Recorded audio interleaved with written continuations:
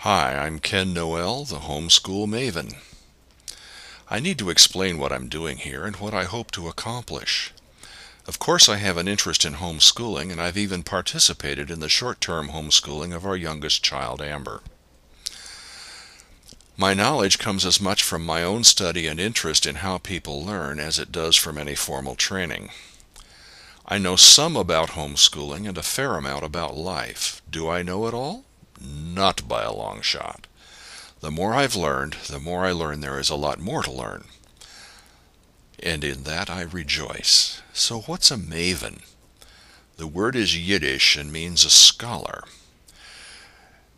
Well, Yiddish is a language that was developed among the Jews in Europe during the medieval persecutions that they faced when they were isolated in ghettos and were forced to live apart.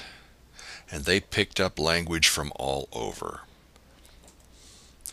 Now, I'm not schooled as a teacher and have never been paid to teach. I've learned a bit about how children and adults learn. I'm convinced that anyone with a bit of curiosity can learn almost anything. It takes a lot of work, but it can be done. I am equally convinced that children learn best in an atmosphere where they feel loved, and there is no better place where they can feel love than in the home. They grow up secure and supported. They learn quickly and they understand quickly and thoroughly. But why would you want to school your children at home when you're already paying for public schools?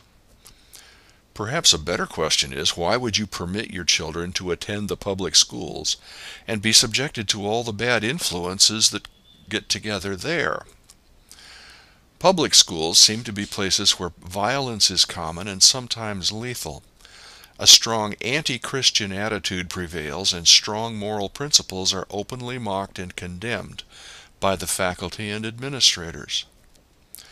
Public schools also teach to the middle and largely ignore children with weak aptitudes in reading and math, special learning disabilities, or the particularly intelligent children who end up bored and frequently cause trouble because no one pays attention to them or helps them with the little problems they do have. Do you know where the idea of public schools came from? It came from Prussia under Otto von Bismarck. At that time, literacy was the ordinary condition of people. Nearly everyone could read and write. Now, many people didn't have a lot of knowledge, but they were nearly all literate. Children there either learned at home or were taught in small local schools, commonly run by churches.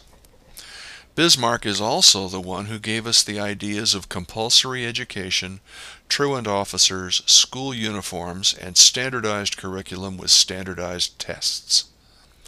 Why did he do this? He wanted to turn society upside down, putting the state above the family and making every individual the property of the state. He was simply recreating serfdom on a grand scale. How has public schooling worked?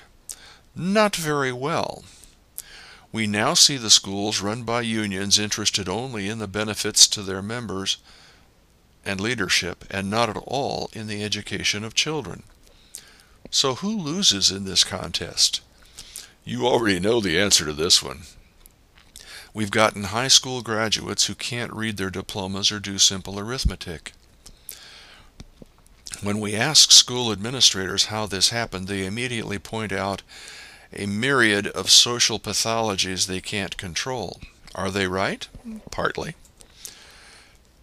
An endless panoply of government solutions have been trotted out to, quote, fix the problem, end quote, with uniformly dismal results.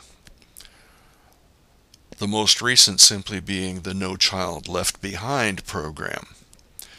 All of these programs have spent huge piles of your money and mine with no benefit for the children.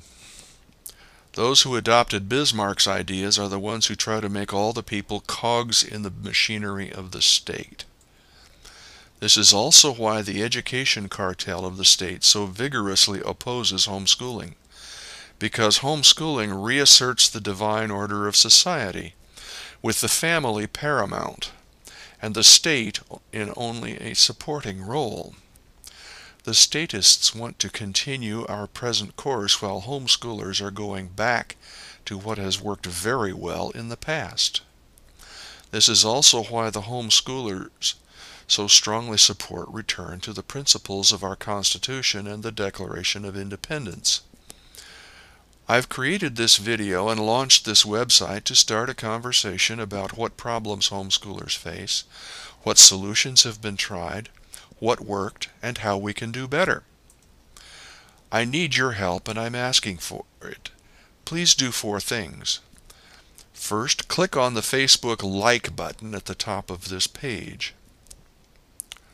Or maybe it's below this video. I'm not sure yet because I haven't actually constructed the page yet. Second thing is, give me your name and email address on the form which will be below this video, and a comment on my blog page about your homeschooling experience or what you would like to have answers for. And tell your friends about this site. Send them the link and help get the conversation going. These 4 actions will help me to get more traffic and broaden the conversation.